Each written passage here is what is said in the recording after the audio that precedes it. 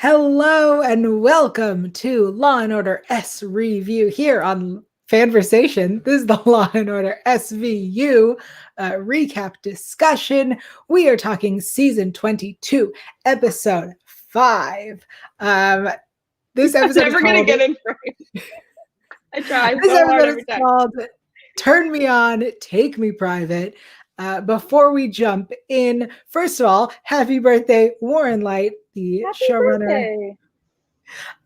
So exciting. We're doing this episode on his birthday. It's also Betty White's birthday, so Warren Leight and Betty White. I love that. Yeah, you're welcome. Some lucky people. Yeah. Also, as you may know if you've seen our show, sometimes we say some things that might be deemed inappropriate or insensitive, and this is your content warning. Also, if you are in a situation where you need help, if you are assaulted, please reach out to RAINN. Their number is 1-800-656-4673, 1-800-656-4673. What does that spell, Taylor? It spells hope. It does spell hope. Cool. So this episode, season 22, episode 5, Turn Me On, Take Me Private. Title is so hard to say for some reason. It really is. Let me read this quick cap for you. The SVU, investigates a role play session on a camming website, turns violent after one user decides to meet his idol in person. Who wrote this? Well, the SVU, the Special Victims Unit, I guess that technically is grammatically right? Right, but the SVU investigates when a role play session on a camming website turns violent after one user decides to meet his idol in person. Anyway. Well, they got the spirit. Yeah. They got the big picture point. Sorry, I'm too distracted. We shouldn't be harping on the quick cap. Taylor, what did you think of this episode? I liked it a lot. I thought it was interesting to see the whole, what's it called? Perp. Wow, I can speak. We both can't talk today. This is not a good sign. The perp representing himself in court, I always think is a really interesting plot. I don't know if we've seen that before on this show or not. I feel like William Lewis. Sorry. Girl, we've seen it so much. I know. But I'm trying to think of specifics, and I couldn't think of any specifics when I said that. Oh, I have a specific that I'll bring up at a later point. But yes, he also. Yes. Well, to be fair, I blocked William Lewis out because those episodes it's not my thing. And it also gave me some Theater Tricks vibes a little bit because it was like, oh, everyone's watching it happen, but they don't know that this is not part of the show. So, and we love our Theater Tricks. So love that any chance that we get to reference that. But yeah, I thought it was a really good episode, really solid. And I love Zoe. Yes. So let's bring Zoe up for 1 second. This is the beginning, I believe, of our Broadway on SVU for this season. Or it's not even the beginning. It's just a continuation of Broadway on SVU this season. This was Eva Noblezada, I don't know how to say her name, from Hadestown, and Alex Brightman from Beetlejuice on Broadway. So we have 2 Broadway stars in this episode. Love it. Keep it going. If you need Broadway people that we should bring on. Yeah, I absolutely loved it. They were both fantastic. And I agree with you that Theater Tricks pull is nice. What I really enjoyed about this episode, I pulled 3 other episodes that were it's like what happened was they took the best bits of multiple episodes and put it together in a new way. So yes, the Theater Tricks part where they weren't sure if it was real. The assault itself on camera reminded me of season 13, episode 18, Valentine's Day, which is the Chloe Sevigny episode. Yep. And when Zoe's testifying, it reminded me of 16:5, which is Porn Stars Requiem. Yeah, of course. A great episode. Yes. When Gabe goes to her dad's place and he's like, she followed me. It reminded me of season 4, episode 22, Futility, which is Fred Savage's episode. And he defended himself also during trial. There you go. Because I was like, I know I've seen it, but I couldn't think of specifics. And I should have known better than to say that because I knew you were going to yell at me. But also, Robin Williams defended himself. Yes, that's true. That's true. That's true. And we got an interesting thing on Twitter about how potentially it was pulling from the Jeffrey Dahmer case, correct? Yes, there. We got this really great tweet about the way the case went and how when she stopped giving Gabe what he wanted, it reminded her of the Jeffrey Dahmer. I think it was that one that she Mm-hmm. mentioned. So that said, in my research for this episode, I did not find anything to conclude that, but I definitely could see it. That does make sense. Yeah, because I know he defended himself, and so yeah, I need to watch more documentaries on that because there's like so many of them out there on him. But I thought that was really interesting. So thanks for sending in that tweet. Yes. Also, I want to talk really quickly. The episode starts with us seeing Zoe slash Kendra's day and how she lives her life. And when we get to the place where her father is living now, that guy, James, who compliments her jeans. And did you not assume he had something to do with No, it? I did. I totally did. I was like, oh, it's this guy because he feels so nice. Like, I bet it's gonna play on that whole nice guy thing. But yeah, we didn't ever get to see him. I was like, oh, that's a bummer. It Not was in like, that role, but I thought that he was gonna come back and like support her, like help her or something. right. No, I felt like he was the smallest red herring ever. They were like, Yeah, huh, you think it's him? exactly. I know. I agree. I totally had the same feeling as you. Yeah, watching it with my roommate who is not a big SVU fan, he did it. And then the guy never comes back. No, such a bummer. Yeah. But I'm glad I they did want to have. oh, go I'm ahead. glad they did have the her other viewers come back though, and I'm sure we'll dig into that later. But I'm glad that we got to see them a couple of times, like interviewing and on the stand, and her talking about them. I just really like that we got to see more of her clientele, I guess. And yeah, we'll go into that later. Absolutely. So we meet Larry, who recorded the assault, and he's like, "We're really close." I gotta say, Larry's my favorite character in this episode. He is like the ideal fan, I would say. See, He gives you lots of money. He treats you with the utmost respect. He understands the rules and that there's like it's not real. He's the perfect fan. See, my favorite guy, well, I liked the couple, but I really just liked the Wall Street guy, the trader, because he just like took his like three lines and just crushed them. Like I loved that guy. Some of my favorite quotes when we get into the quote segment are by him. I thought he was so funny and wonderful. Absolutely. No, her fans are my favorite. They really like sold this episode. It was beautiful. Agreed.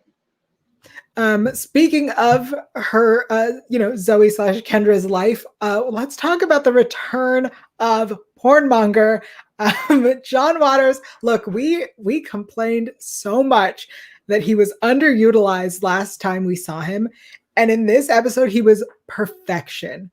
And he gets This a was, name, what was his name? Mr. Cougat.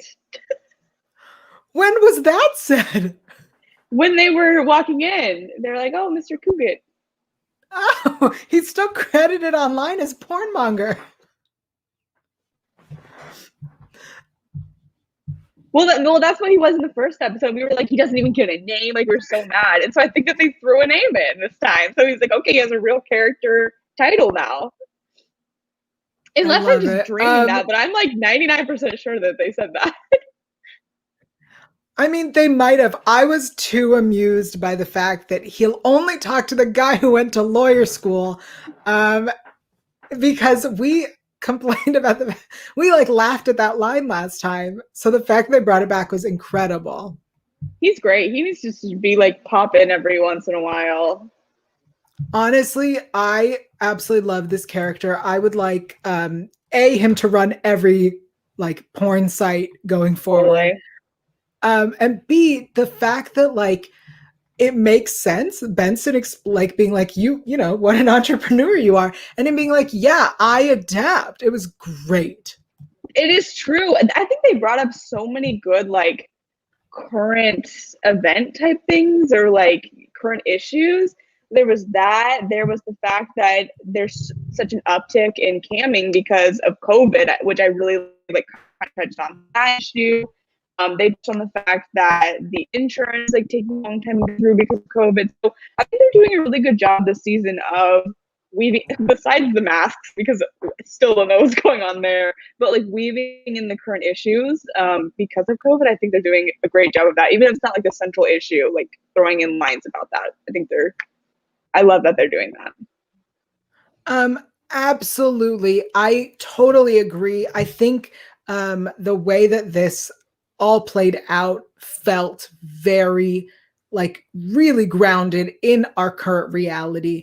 Mhm. I really do love that. We have some people chatting with us. Thank you for being here. Daryl says, semi-responsible adult services owner.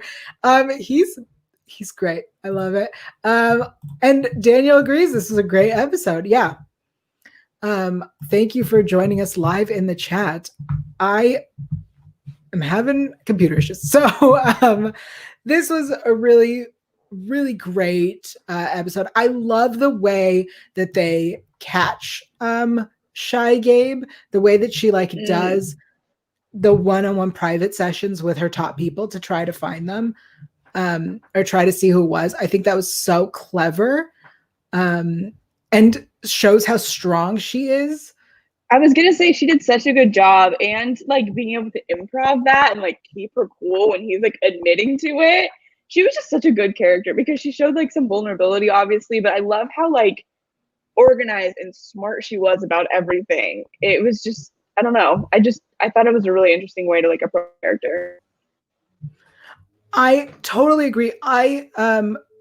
Look, we talk about what amazing performances there are on the show a lot, but the idea that the range that she has to play in this episode is amazing, right? Like we have to see her be sexy. We have to see her in her, personal life dealing with real stuff going on. We have to see her then dealing with the things that affected her while trying to pretend to be flirty with this guy. Then we have to see her on trial, and then she has a panic attack. Then she has to get back on the stand. Like, really, a great performance, top to bottom.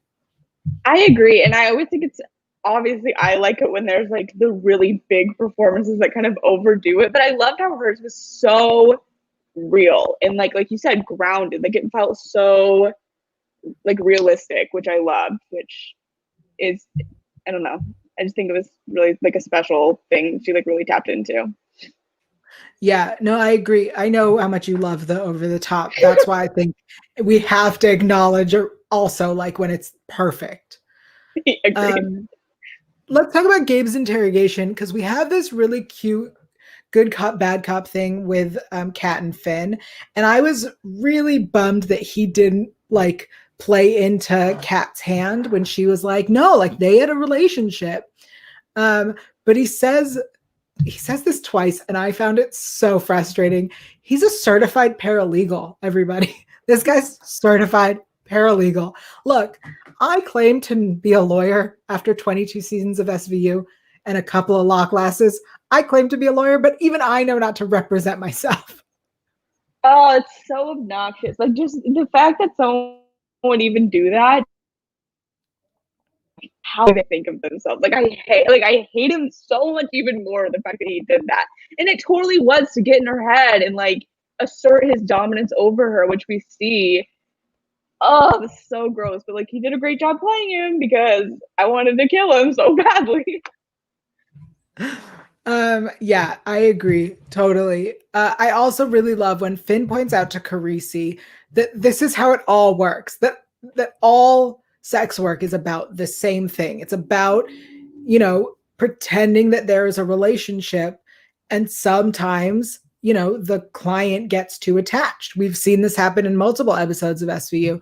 But I do like that Finn has to explain to Carisi, like this is how all of it, this isn't new. What she's doing isn't new. It's all like this. Strippers, Yeah, escorts, all of it. totally. I thought it was interesting to see Kat and Carisi kind of butt heads too. But I'm worried about something. I do not want this to be a ship. No, I no. can't. I can't do it. I can't do it. But at the end there, when they have their little moment, she asks if he needs help. Like, I'm scared they're gonna push this on me, and I don't want it. Keep it away from me. Did Um, you get those we, vibes? I saw it and I went, no, no. No, I no, know that no. I know that when we first met her, I feel like there was some interaction where we joked about it. And I'm sure I said that I shipped it, but in all reality, I don't. I do think a lot of this episode with Carisi, a lot of it was them reminding him that he used to be a cop. And I think that that is super interesting. And I wonder where that is going. But before we continue that conversation, Daryl agrees. I don't see it. I don't want it. Amen, Daryl. Let's go. We pretend we do not see it. Yeah. But I think it was very interesting when Benson says to him, like, how quickly you forget. Uh, and he was like, no, no, this is how trial goes, which I feel also was a little condescending, the way he was like, I'm just showing you how the trial will go. No, they know. They've all been here so much longer than you. Yeah, honey, we've been cops for some of us over 2 decades. Like, sit down, okay? Yeah. And then Kat says to him, I can't believe you were a cop. And then Finn tells him to get out of his own head and get into the other guys. And I kind of wish, I appreciate all this. I wish it was spread out over the last few episodes so that it felt like a consistent issue that Carisi's having, not just this one time he's forgotten how to do his job. I don't know. I feel like that's kind of been building up. I feel like we have kind of been like, dude, you used to be in our position. Like, how are you forgetting that so quickly? Like, why are you in this lawyer mode and not considering the, broad kind of scale of it? I don't know. I feel like it's been kind of building up. I think that's been sort of a consistent thing. Like, he's been on rocky territory with both the ADA office and them. I feel like he's kind of trying to straddle it. And if he goes too far one side, the other side gets so mad at him. So I think it's that struggle of him trying to like understand where he came from and remember those skills that he learned while like adapting to his new position. Yeah, I see what you're saying. That makes sense. I want to talk. We're going to talk a lot more about the new discovery laws a little later in the show because I've done some digging for us. But I want to talk about Kat and like her feelings towards camming because she's very pro sex worker. And I think it's really beautiful to have a character who goes, this is about the woman being in control. The woman, the consent, the model themselves, as Pornmonger says, the model, is in charge. There's not supposed to be violence. It's supposed to be safe. And I really love that we have a character who's arguing that. She feels so like you can just tell that she's like the first person they've had in there that is from like the quote unquote new generation, so to speak. I think like we definitely saw this with like very early Olivia Benson versus like Cragen and Munch and them. And so, and then like Amanda and Nick were kind of in the middle of them. I feel like they had some new things, but it was like kind of convoluted because we had like Amanda's from the South and that definitely like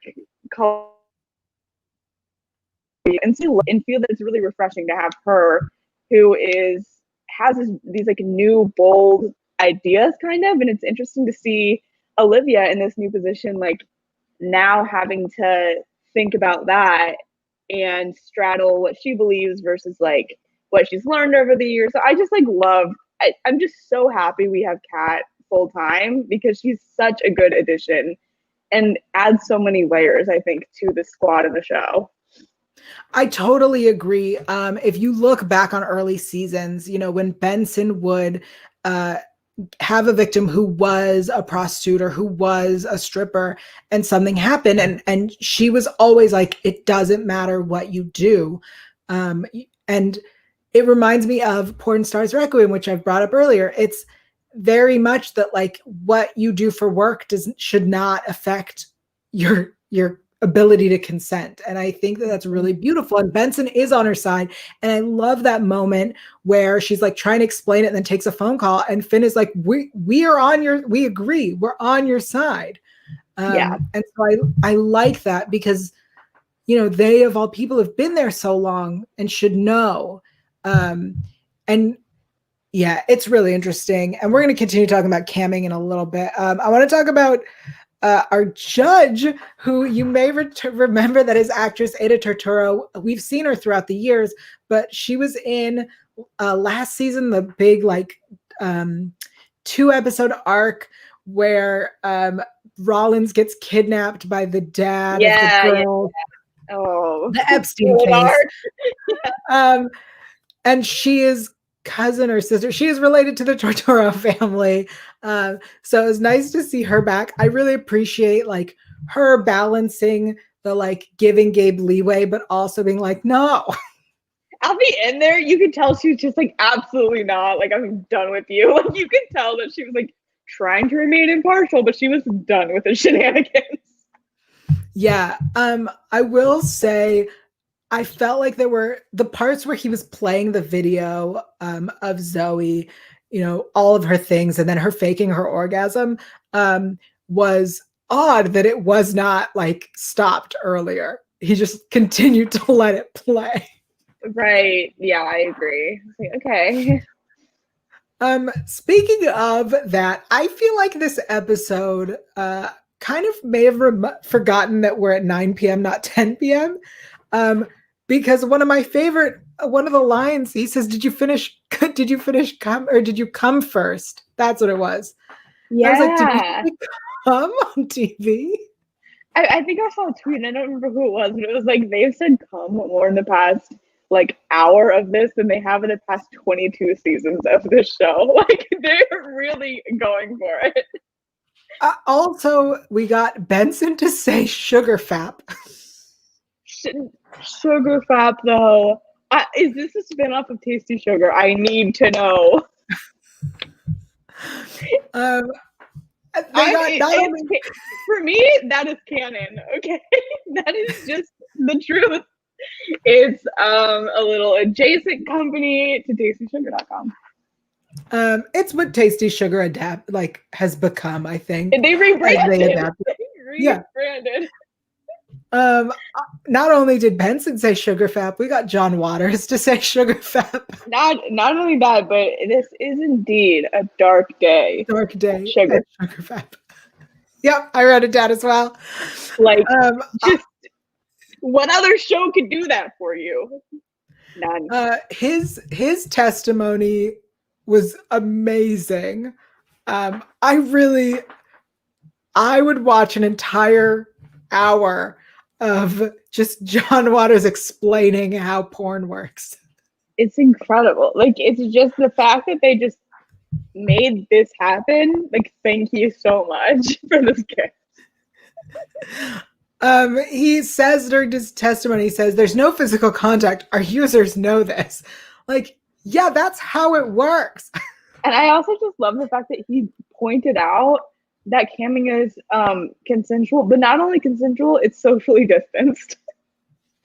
Yeah, it's perfect. You're correct. Just imagine watching this episode like a year ago with like absolutely no clue about like what was to come, and to be like, what? Yeah. Oh, we have Zach in the chat says it would have been a crime for John Waters to not say that line. That is true. That's correct. Yeah. Let's talk about camming for a second, because what Zoe says on the stand about it being a community, it's about fans hanging out, talking, during this time when people are lonely and people are looking to reach out and connect. And this is the only safe way. It made me think of other things that are not necessarily sexual, but are doing the same thing, right? Let's, for example, look at Twitch, right? Twitch is where people go, and yes, part of it's video games, but part of it is building a community, talking and hanging out. I have a Twitch stream. I am not good at playing video games. So that's what we do is we talk and hang out, and we talk about SVU, we talk about the news, we talk about, our personal lives, what's going on with us. And it really, like, camming is that as well. And I think that it's such an interesting idea to explore the dangers, because even in, non-sexual situations, there are YouTubers, there are Instagram stars, people who build communities, YouTube, live streams like this one, where sometimes people do cross the line. People do get stalkers. And I think it's so interesting to have this conversation, and that, yes, sometimes she does do sexual things. And as she says, she only does the things that she wants to. She can decide whether she's going to accept it or not. And I think it's so important, because that's the world we live in right now. This is your community, is people talking to you through their computer. Yeah, totally. It was very timely, I think. Especially now with, obviously the pandemic and people being at home and looking for ways to reach out to other people. So I think it was a smart move to touch on it. And I think they nailed it. I think they did a really good job of it. There's been a lot of COVID themed entertainment, a lot of it not good, but I think this is an exception. I think they did a really good job of it. That said, they still haven't figured out masks. They have not. I believe that maybe they'll get there. Maybe. I also was thinking about it, and I was wondering why. So I understand that she only performed solo, and I think that's really wonderful, especially because every time we've had something like this where a girl does some sort of sex act and then something happens to her, it almost is like unprovable where the line is. And the fact that she always does it solo is a great way to prove this is the line.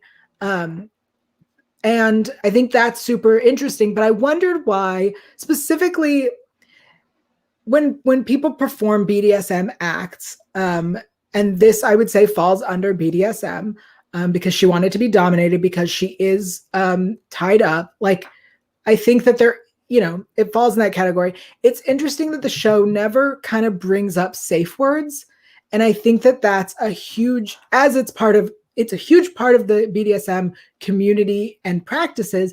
I think it's interesting that they choose to leave it out, because I would believe that she would have had a safe word of some sort, or that her fans would know. It's just an interesting question that always comes up when these kind of things happen. That's a good point. Yeah, I think it was because it was solo. It was probably, or meant to be solo, obviously. It probably just kind of didn't cross her mind. I didn't think about that until you said it. But yeah, that is interesting. I wonder if that'll be a conversation in a future episode, because I feel like that is a good topic to kind of bring up. Right, because she says, I was crying. I said no. And he said, wasn't that part of it? Because yes, in a ravishment fantasy, which is a whole other question I have when we rebranded that, but in a ravishment fantasy, no and stop are words that you would use, which is why in BDSM there is a safe word, because the words no and stop are used. Therefore, you need a safe word, which tells you that is how you stop. And the fact that I guess my complaint is people who don't necessarily participate in BDSM in their life then go and try to enter that community, and then not at all blaming the victim, but then things happen. Yeah, totally. I think BDSM is really interesting, thing in our culture right now, especially with 50 Shades and how that was such a bad representation of what it actually is. Great episode that kind of touches on that a little bit, but I'm sure that there'll be more episodes sort of with that theme, or I would like there to be, because it is kind of an uncharted territory and something that a lot of people don't know about except through media like the 50 Shades thing, which is not a good representation. It reminds me of, so in 25 Acts, I think I said the same thing. The fact that there was no safe word established, it tells you that A, these two people don't know what they're doing, and B, if there's no safe word established, then there was no consent. You need to be able to discuss. You set ground rules and guidelines. Anyway. I want to talk about the testimony of our favorite guys. When Larry gets called back and is like, yeah, she loves me. And we hear, I'm not talking to him. That made me laugh. Like, are you 5 years old? Like, it was so obnoxious. I also loved when the guy from the couple spoke and the traitor spoke. I thought that was so interesting that had a couple too, because it shows that it's not just like these creepy guys are always into this. Because I feel like in past episodes, that's pretty much been what we've seen, is a bunch of like gross guys. But it's interesting to see like, oh yeah, it's not just something that some creep in, you know, their parents' basement or whatever, like, will watch. The couple trying to get pregnant, I thought was such an interesting addition to this episode. I completely agree, because I feel like you have Larry, who is, I would say, the like epitome of what you would expect from this kind of client. And what's even better is that he is not only the epitome of what you expect, he's also the respectful one, the one who understands the rules, who explains like, no, this isn't real. I'm aware, but I don't mind. I think that he's like, this is, what did he say? This is as real as any relationship I've been in. Yeah. Like, good. Yeah. And then we have the traitor, who also feels very New York. Like, he feels like that. Like, playboy, I don't have time to wine and dine. I'm just the guy who always picks up hookers kind of guy. Like, I think that's great. But he's so self-aware, which I love. He's like, she said that, you know, she loves you. If I pay her to say she loves me, she will. Like, he just knows. I'm like, thank you. Like, someone has some common sense here, like, understands the game. Yes. So then Gabe loses it, and the bailiff, so when he first loses it, you can see a bailiff in the background who doesn't move. And I was like, sir, do your job. Sir, he's ripping the plastic things down. Like, you need to stop that, okay? But what's so interesting is we spend the whole episode telling Carisi, you used to be a cop. And when Gabe's getting taken away by the bailiffs, he gets free and comes back. I expected Carisi to tackle him. Like, you were a cop. Tackle the guy. Stop him. And he doesn't. No. Yeah, he's changed. Mm-hmm. But we end the episode with a great line from Benson, because Kat's really upset about it. She says she just wants Zoe to be able to do whatever she wants to do. And I think that is like such a poignant message, because that's what this show for 22 years has been trying to tell us. We just want people to be able to do what they want to do. Yeah. I agree. I really like that sentiment. And going back to that, like, I love how Olivia and Finn were like, no, we agree with you, but the reality is there are dangers to it, which sucks, and we want that to change, but like, this is how it is right now. And so, yeah, I loved that push and pull, even though they're on the same side of it. And yeah, that quote, that message, I think really ties everything together. Absolutely. Taylor, I know you like to pull out some of your favorite lines. It's time for the best lines of the episode. Taylor, what you got for us? Well, we've said a couple of them, but I couldn't help it. No, we had to. It was time. But the Wall Street guy saying the market's closed, I pop a beer and party with Kendra. Just like, the way he delivered it was gold. And this isn't a line, but a moment. I love the fact that they referenced the guy who masturbated during a Zoom work meeting. I was like, oh, yeah, but it wasn't a line. But the fact that they mentioned that was great. Finn saying guys are fools or worse. So true, Finn. So true, Finn. But yeah, it's indeed a dark day at Sugar Map. Like, I feel like I have to say we can't not say that in this segment, though we've went over it. But those were a couple of my favorites. No, I agree. I had all of those. It is indeed a dark day at Sugar Fap. It's by far the best line. So good. Honestly, almost every word out of John Waters' mouth was perfect. When he's like, how do you keep track of everything? And he goes, cookies. Yeah. I was like, does he know what that means? Or does he just know to say it? I don't know, but it was so good. So good. It was really great. You brought it up a bit, so let's head into our ripped from the headline segment. Yes, we did bring up Jeffrey Toobin, who was the journalist who was masturbating on a Zoom call and subsequently got fired, which is reasonable. So that was definitely ripped from the headline. But also, I want to talk about the New York's new discovery law reform. So this went into effect in January 2020. So it has been a year, just like how long Kendra Dream has been camming. Also started January 2020.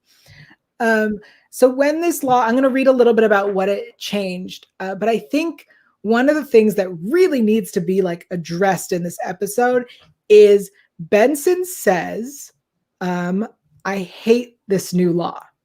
And I think that that is something that really should be addressed because aside from this specific instance where the defendant chose to go to the crime scene, which is part of the law, the rest of the law is very reasonable and makes a lot of sense.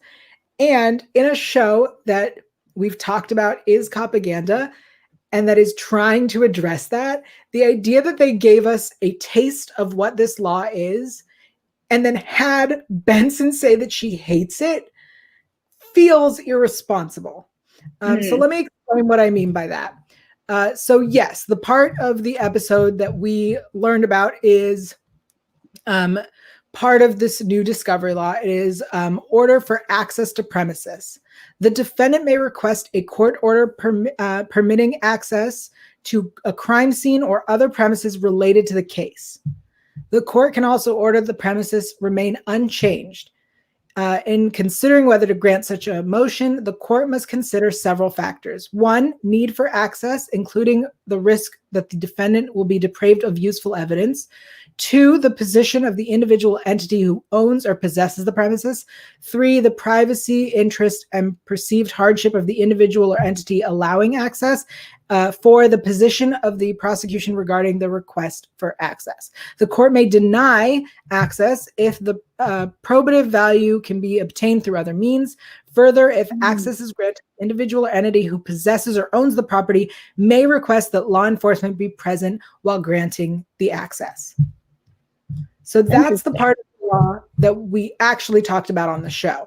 And I completely understand and agree why that would be an issue. Here are the things we didn't talk about.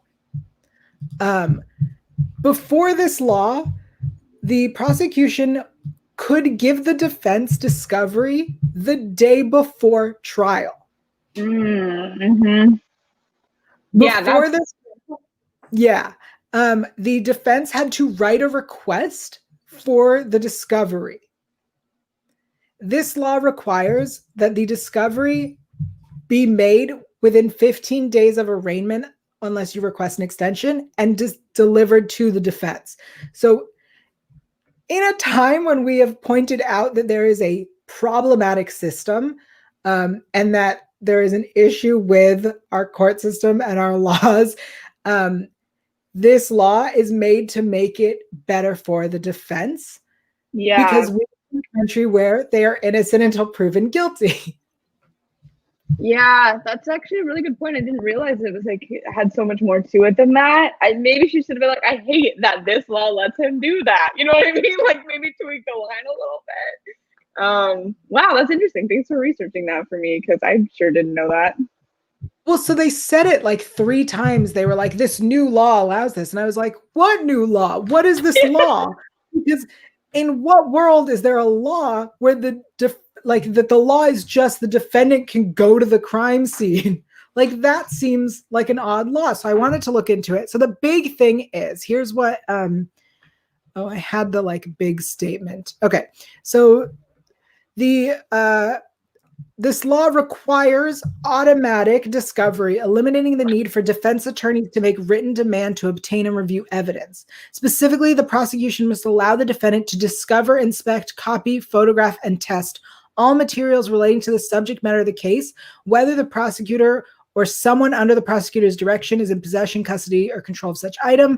The statute also creates a presumption of openness directing judges to favor disclosing information when applying the statute to specific rulings. The big thing is that it needs to be done quickly and fairly. Yeah, you would think that would have always been the case, is the thing. Like, that's crazy that that's a new thing. The other part that is problematic, and that again I wish would have been brought up, is the defendant is given access to all of the contact information and names of anyone involved. So witnesses, whoever called 911, they get the recording of the 911. All of that information is given to the defense, which I can see how that is problematic. Yeah, the contact, ooh, yeah, that's really a gray, it's kind of sketchy area. So the idea that they would bring up this case or this new law and not go into what the law is really feels irresponsible. And then to have a character be like, I hate this law, that seems propaganda-y, which is what we're trying as best we can to not do. Yeah, that's really true. I mean, it would be a stretch for them to bring it up again, but we have had seeds planted and then it being brought back, like with the, what was it, like the method of driving past the scenes and trying to remember things. I forget what that was called, but we touched on that, I think, last year. So it would be nice for this to like be brought up again and like see those nuances that you talked about. So it's a little bit, avoids that, or like understand why she said that. Like, why would you think that beyond this then, Right. I hate this part of the law. I hate that he's using the law in this way. Right. Yeah, it was probably just like an oversight, but I agree that the implications are not great.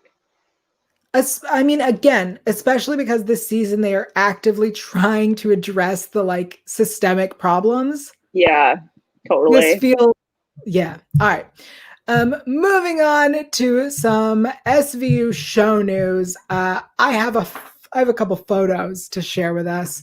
Do it. I'm sure you think you know which one I'm showing, but first, I have other news. Okay. So Detective Barrick from Criminal Intent, played by Annabelle Sciorra, I believe, is returning to SVU, is returning to the Law and Order universe. In a February episode, she is now Lieutenant of the Bronx SVU. I have a photo of who that is for the Criminal Intent fans. Ooh. All right, she looks powerful. Yeah, so she's returning as Lieutenant of the Bronx SVU. So that will be fun to see some Benson and Barrick discussion. I love that. Also, we've talked about Wentworth Miller's character of ADA Isaiah Holmes. He will be in episode 6, which is called The Long Arm of the Witness. And he will be going against one of our favorite defense attorneys, Rita Calhoun. Yes. Oh, love. So glad to see her. And then the news I'm pretty sure you all thought I was going to share with you. Don't you worry, because it's happening, everybody. It is happening. Benson and Stabler are together. They're on set. And not just this picture. I have a second picture. That's right. There's a second picture. Oh, man. That's wild to like see. Like, that's wild to see. If you're listening to the audio version, you're missing these photos, but you can check them out on NBC SVU on Instagram. You can also see them on Mariska and Chris's Instagram pages because they originally posted them. Yes, yeah, but you can see them together. Oh, true, so true. It's so beautiful. Hold on, we just need to appreciate it a little bit again. I'm so curious of what they're going to do, how they're going to do it. The ratings are just going to be insane then. Like, I feel like everyone's just so curious. It's been so long. We didn't think this day would come. So the fact that we're inching towards it is kind of unreal. Yeah. I honestly, Like every time I see those photos, I just get so excited. Me too. Oh my gosh. I'm just excited for Twitter to explode because I know it will. I'm ready. Yeah. It's just Yeah. gonna like be so much community, you know? Like it's gonna be so togetherness. Yeah, you got to find a way to watch the East Coast feed because it's going to be spoiled. Yeah, no, I can't do that. I'll fly to New York just for that. Just kidding, I wouldn't do that. Yeah, I think that's a good idea. But I'm thinking about it. Let's talk about our weekly poll. That's right here on S Review. We do a poll every week. Taylor, take it away.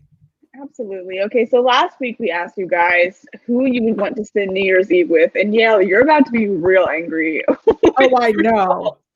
But in third place, a tie for last, which is just, I'm hurt. I'm very hurt.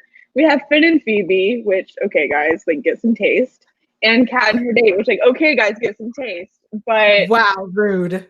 Whatever. Okay, it's fine. Don't want to insult our viewers, but also, what are you thinking?